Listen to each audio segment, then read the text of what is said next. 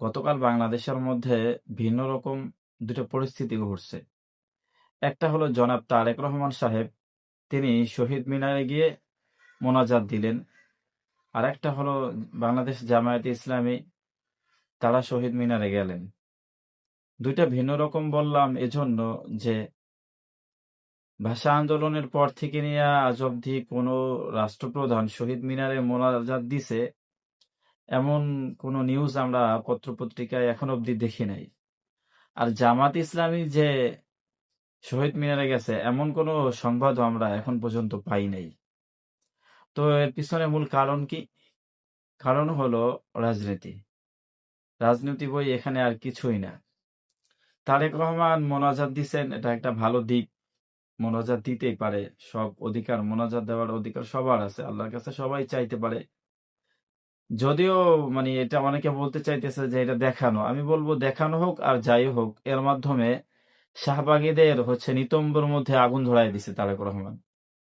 আর দ্বিতীয় বিষয় হইল, জামায়াত ইসলামী শহীদ মিনারে গিয়া শাহবাগীদের মুখের মধ্যে কালিমা লেপন কইরা দিছে। শাহবাগীরা কেমন যেন ভাবখানি এমন ছিল এতদিন অবধি যে শহীদ মিনার মনে হয় কেবল তাদের একারই, তারাই মনে হয় যে শহীদ মিনারে যাবে, এমন একটা ভাব ছিল। সেই ভাবটা এখন আর তেমন দেখাইতে পারবে না। এখন প্রশ্ন আসতে পারে যে শহীদ মিনারে যাইয়া ফুলুলের শুভেচ্ছা দেওয়া এটা কি? প্রিয় ভাই, এটা বুঝতে হবে শরীয়ত দৃষ্টিকোণ থেকে।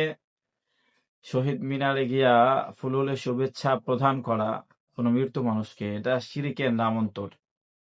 সূরা নূহের মধ্যে এই ব্যাপারে বিস্তারিত আলোচনা আছে, কারোর সন্দেহ হইলে ওইখান থেকে দেখে নিবেন।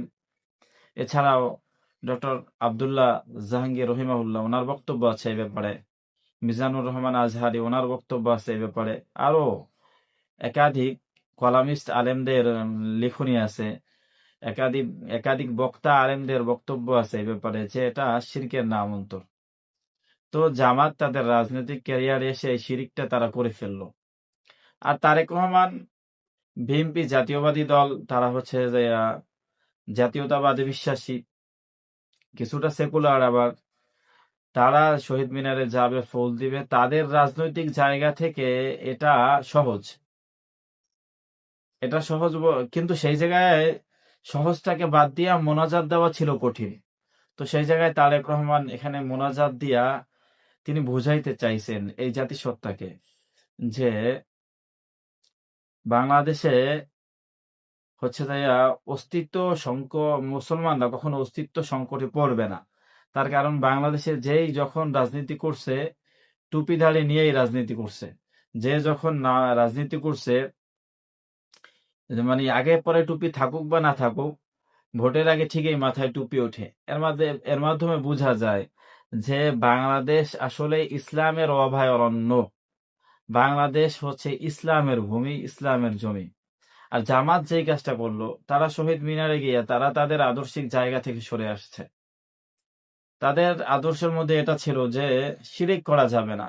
যদিও তারা কিছুটা মওদুদিবাদে বিশ্বাসী, তারা বলতে চায় যে নবীন জামাত বা শিবির যারা আছে, তারা মওদুদিবাদে বিশ্বাসী না, বা মওদুদিবাদ সম্পর্কে তেমন আইডিয়া তারা রাখে না। না ভাই, এটা একটা ভুল বক্তব্য। তারা মোটামুটি ভাবে মওদুদিবাদে এখনো বিশ্বাসী আছে। তাদের নতুন যে লিখনীগুলো আছে ওগুলো পড়লে আপনারা বুঝতে পারবেন।